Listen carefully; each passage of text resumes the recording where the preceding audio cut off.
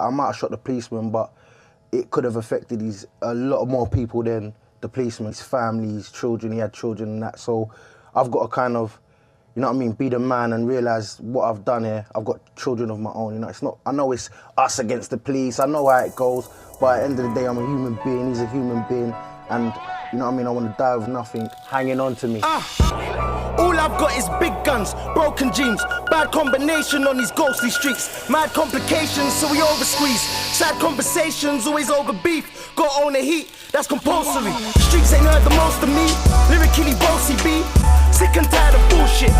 I'm trying to change my life and progress, yeah I'm back like I never left. Yeah, so we're just arrived at the radio station, secret location. Quickly go play a few tracks. I think this is our way through, I ain't got a clue where we're going. Right, like I said, special guest inside the studio, Stunner. Yo, yo, yo, what's up? Stunner. I heard the man's story and I just had to bring him in. Yeah, I went to prison for shooting a police officer in 2006. What sentence you got for that? I got an IPP sentence of a minimum 6 years and I served 8 years. IPP, what's that? No, basically, you're in prison for the protection of the public. So if your risk is high, you ain't getting released. No matter if you've done the time that the judge has given you, you ain't getting released. So that's what it was. I was a risk to the public and they put me on a life license. You done wrong, you've done your time. Yeah. And now you're looking to apologise. You're looking for the policeman. Yeah, we're trying to contact the policeman. So obviously you've got a lot of kids that follow you and idolise you for good reasons and bad reasons. Yeah, there's kids, you know what I mean, that they hear that I shot a police officer and they're like, yeah, big him up, but I don't want ratings for that. I want to get praised for the good things that I do, not the bad things. And I don't want the kids to go out there and follow me because what I done was wrong. Yeah, so we're here, about to go in, try and make contact with the gentleman that I shot. A little bit nervous, but let's get it done. Working at City Airport? Just doing some painting there. Yeah, so when you were in court, did you have much interaction with the police officer that you shot? No, only when he came to give his account was the time that I saw him. That was it. And do you know the extent of his injuries and the kind of the impact of the shooting on him? Yeah, they said that he had, he was going through stress. He was depressed. He had depression, and the bullet hit him in his top of his shoulder. Top of his arm came out his shoulder, his left shoulder, and he said he was. Do you know what I mean? It was a traumatic event. His family and that he couldn't play with his son. How he used to play with his son with his arms and that. Do you know what I mean? He couldn't fire him up in the air and that. Do you know what I mean? So that was. That bit there did touch me. That. What do you think you would want to say to him if you were given the opportunity to speak to him now? Like, obviously, I'd want to apologise for my actions. I'd want him to know that it wasn't personal, and it was. I don't want to call it an accident because I was firing a gun, so it wasn't an accident, but. It wasn't deliberate. It wasn't intended for him. It wasn't intended for him. I just would want him to basically say whatever he wants to say to get his closure, if he wants to say anything. But if you said to him that the bullet wasn't for him, don't you think he's going to say, well, who was it for? It was like a warning shot, like, get back. And I was just bam, bam, bam, bam, bam. Get out of here, I don't want to get arrested. What would you like to achieve at the end of this? If it does affect him and he still thinks about it, I hope that it can bring some closure to him and his family and they can feel like, you know what, like, that did actually help. What's been the hardest thing for you? To see my family looking at me and thinking, oh, is that what you're capable of? It's like, no, I'm not that person. I ain't that person. I don't just, but that's a person that I was for a very short period of time. So moving on from here, we'd be attempting to make contact and then go from there.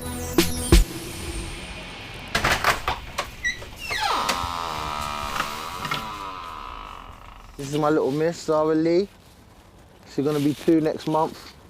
I've got 2 boys as well, 13 and 11. Been with my missus since I was 15 years old. She stuck by me through all of the crap in and out of prison, and we're still here, making beautiful kids. I'm not that person anymore that pulled that trigger on that day, and I really want to know how I became that person, because it's just affected so many years of my life. So I need to get to the bottom of it in order to progress. You all right?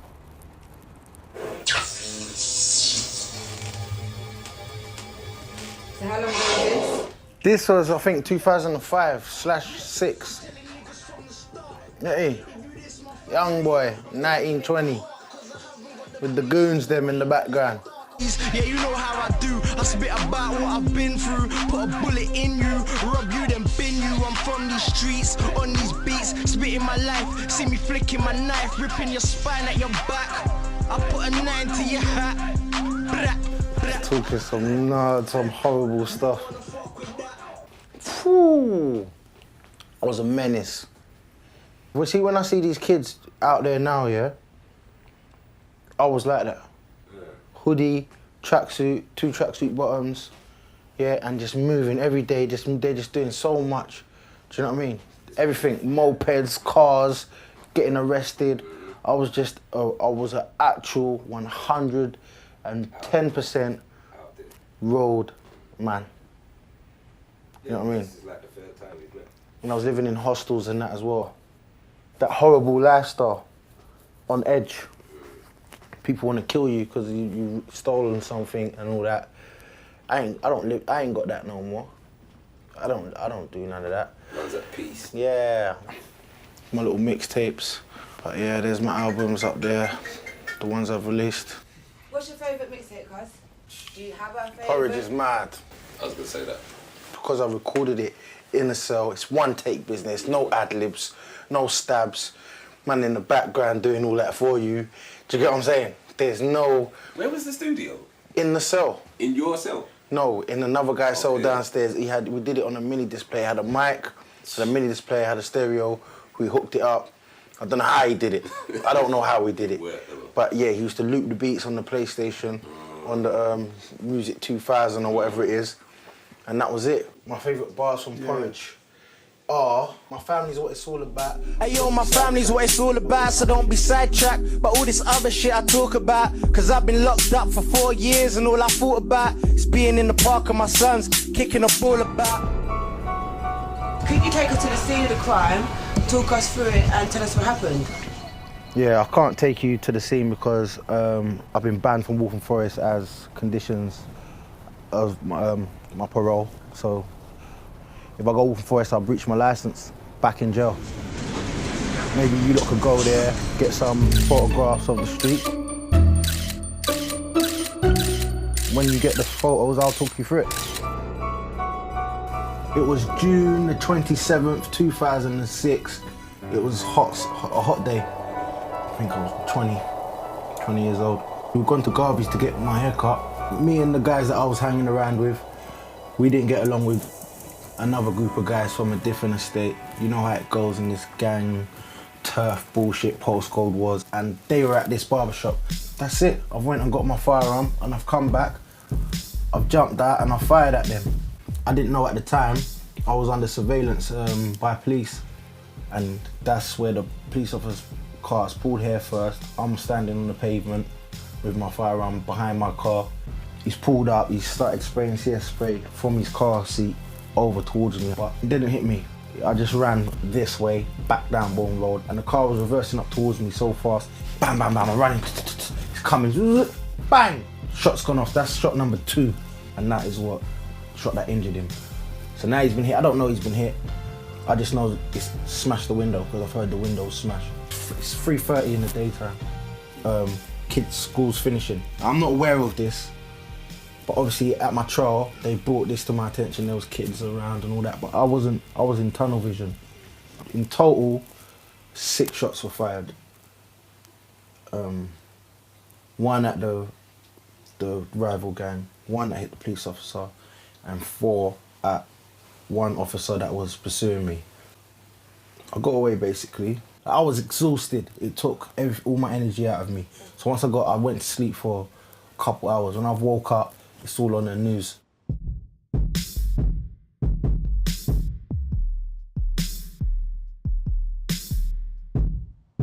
That was it. They're saying my name, they're looking for me. End of story. It's bullshit, innit?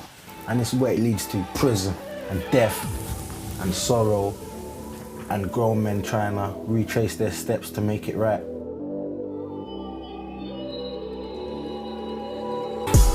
I'm rapping for my life, take that literal.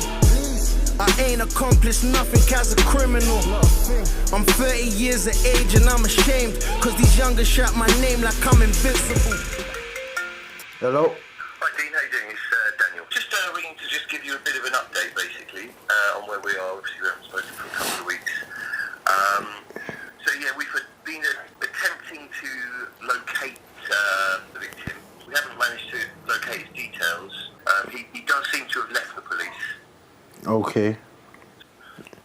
Unfortunately, yeah, the process takes a bit of time. Okay, no problem, man. Thanks a lot, though. How do you feel about him not serving as a police officer no more? Yeah, well, I don't know. Depends on why, innit? Wouldn't like it to be because of that incident, to tell you the truth. Why not? Because obviously then it makes me responsible, innit? Do you know what I mean? You might not have a job right now. It's my favourite video in the world. So that's my mum there. She's very shy. My name's Jasmine, we're having a great time. That's her with my dad. I'm Dave Serving and I'm 50 years. Look at me. I was cool. I didn't have not a problem in the world. It's mad to think this little 6-year-old here will grow up to be that guy running around with firearms, shooting police officers. That's my mum 4 years before she died. She died of pneumonia. That was the cause of her death. Shortly after that, my dad was really ill. He died of cancer. And that was 10 months after my mum died.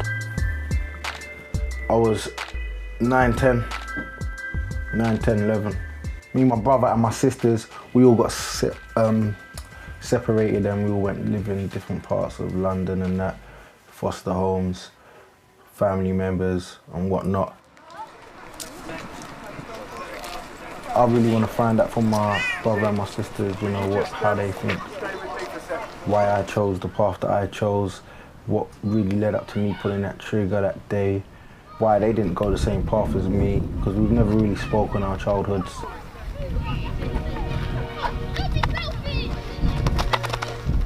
This is my bro, Raymond. Be quiet. Hello, my name's Raymond Sternby and I'm 11 years old. He's a key worker. He was 15 and 16 when my mum and dad died. It's my sister. She's a social worker. My name is Jeremy Stanton and I'm 9 years old and I'm St. Granddaddy's granddaughter. She was 13 when my mum, 14 when my dad died. This is my little sis, Jade. Jade, say hello. She was 6 years old. She's a legal advisor, law graduate. Do you think that our childhood, my childhood, is the reason for my actions, or do you feel like it is just a personal thing that I was just a bad behaved child? Because at the end of the day, we can't blame it on the childhood if us three didn't go the same route. Because everybody has different reactions to things. Everybody has different emotional, barriers and how they deal with it. My opinion of why you went into the life of crime, you needed some sort of boundaries. Somebody to come and put that place in and say, you need to be in at 9 o'clock. When you're a certain child, that you behave a certain way and people want to discipline you, your uncles, your aunts, but they know they don't want to be your parent. So it gets to the point where they can't really discipline you the exact same way when you're off the rails, and I feel like I was that guy. Like I feel like everyone, I took advantage a bit when I was young. Like, oh, you can't slap me, you're not my dad. Or so, I'm just gonna be bad, innit? Some of the homes you were going into weren't the right environment. There were things going on in those houses that, you know, shouldn't have really been going on. And I think that's when your crime and your behaviour really started to change. We went from 4 children being at home in a foundation that our parents had built for us. We had a tragedy, and which is rare. And, you know, it broke us as individuals, and we had to grieve all different ways. We were kids. You didn't get that right support at that time. I think that just looking at you... Or do you think I rejected it? I think that you rejected it. But even if you rejected it, it should have still been but you were still young, so someone can come and give that first hand and take you. Did you have rebellious years where... I don't think I had like rebellious... I don't know, I feel like with me, I think like it affected me in different ways. Like, I had a lot of like support from my older siblings to be able to do that. Like, even what happened with you with your legal stuff, that made me want to study law. That's the reason why I wanted to study it. Okay, so you're saying it had an influence? It had a good influence on me in that sense, though, because it made me want to understand. I never forget coming to your trial. So this is very interesting, that you said that for me, innit? Because now that I'm looking at it, it's like, just imagine our childhood. I don't know if you lot have actually really looked in it. Like, we had a lot of social workers around us. You're a social worker. We had a lot of key workers, people at school that would pay a special attention to us. You're a key worker. You must see kids and think that you're me, or you're my little brother, you're my little sister. Yeah, 100%. And you are in law for the reasons that you see your brother. Yeah, that was the main reason for me. Like, when I started, I remember, so the childhood has coming pushed us home all in the direction that we've gone. Yeah, man, it was interesting to talk about life growing up and that. I've never really got the chance to do that with them.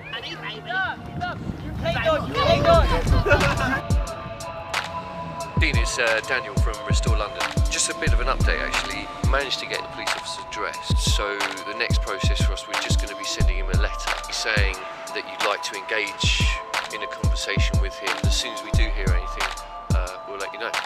It was very valuable speaking to my brother and my sisters. I think it would be really important to speak to an uncle or an aunt that I lived with after my parents died.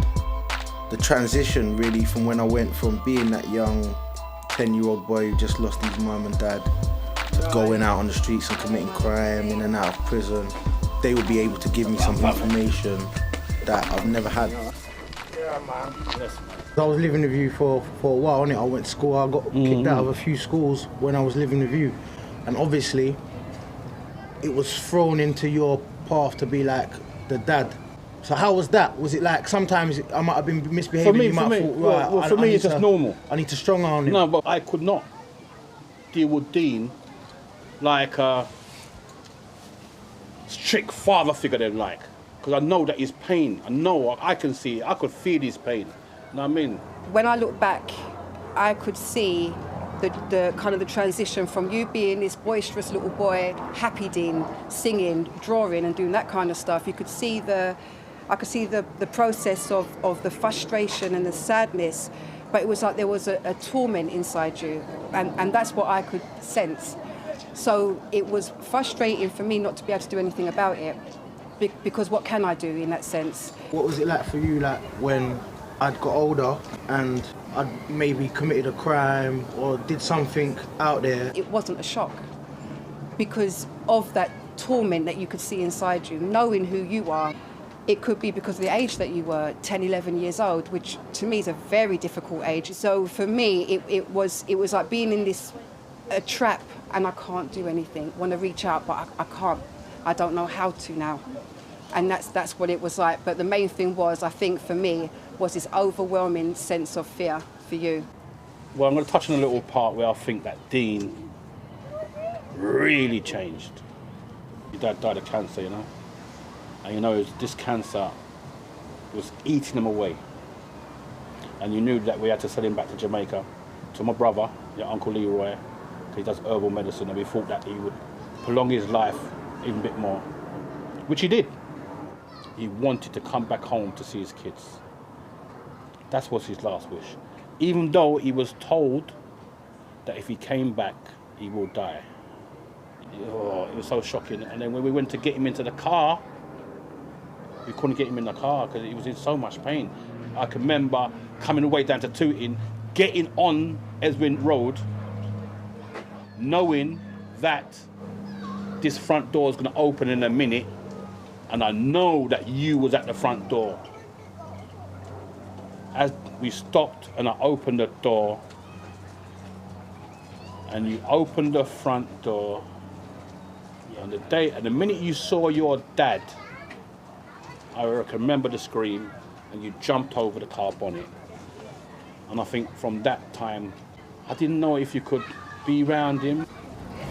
Yeah, I do remember that day still. Oh. Like, because obviously, I knew that my dad'd gone to Jamaica, so when he's come back, he just looked different, innit? That was it. That's all I can remember. That he looked different, and I don't even know. That was just a mad day. Looking back at it now, you get me? I can see that he was trying to be strong. You get what I'm saying?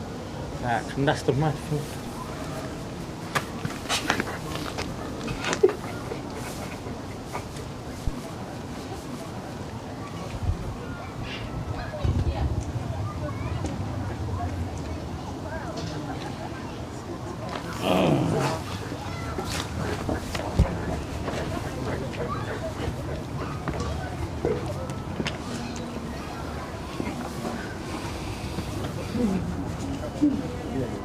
Yeah, I think that was the changing point. Because I think he couldn't be around no one then after that. I think he couldn't even accept family. I don't think anyone that's close to him, I don't think he could even be around. The roads on the people on the road became his friends. And from there, I think that's where you know what I mean? Lost his mum. Then lost his dad a year after. I couldn't take it. It was like a crashing, you know what I mean? I think I've been selfish for a lot of years because so much has always been going on in my life. But it's about that time that I start living my life properly and really making them proud of, doing things that they can really be proud of.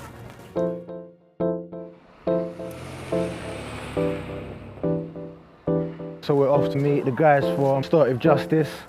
They've been trying to track down the police officer who was shot. Are you right? And they've called me for an update. How's it going? Yeah, it's fine, thanks. Yeah. I've just been kind of like a little bit anxiously waiting, you know? Okay. We do have an update for you.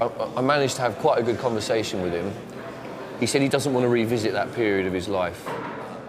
He said he had quite a few regrets about what he did at the time, and he kind of wished he'd maybe reacted a different way to avoid being shot, essentially. He said it had a greater effect on his wife, and his wife died 2 years after the shooting.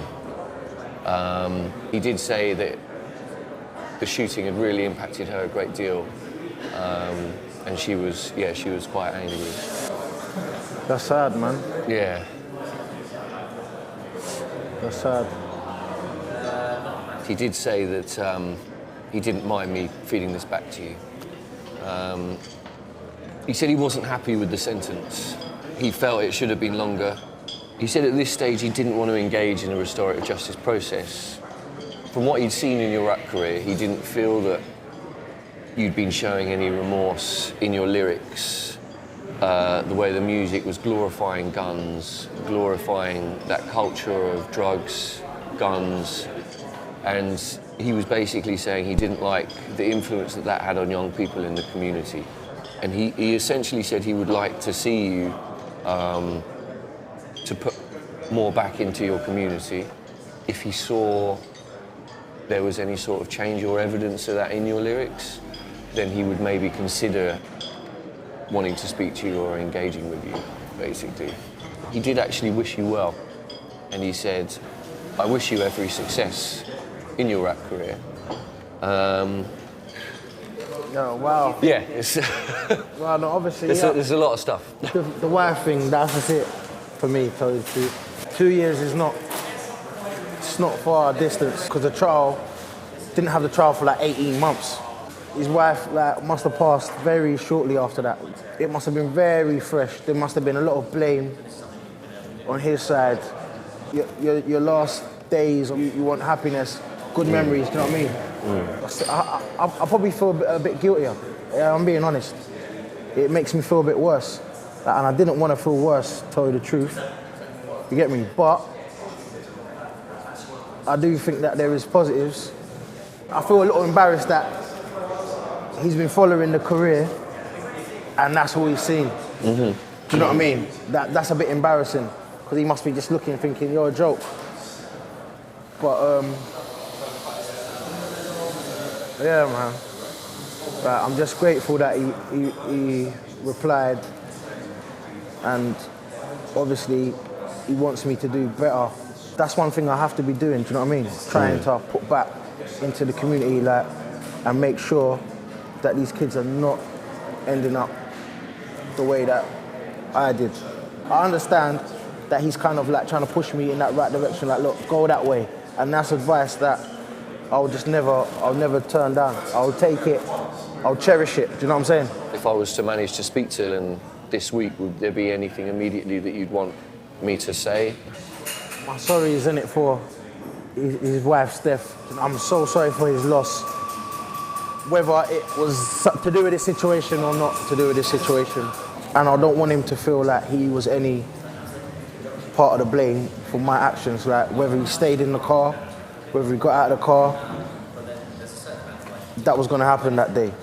He's just thinking to himself, look, I'm a good man. I signed up to be a police officer to help. He didn't do nothing wrong that day. I wanted to thank him for his response because it is going to help me.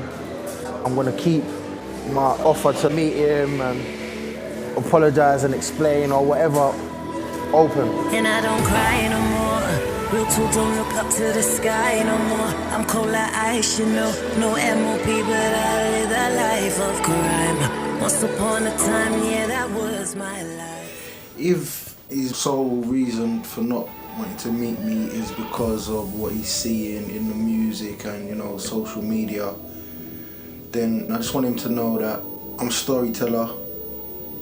I'm trying to tell my story, but I do understand and I will definitely, go check out the things that I've posted, and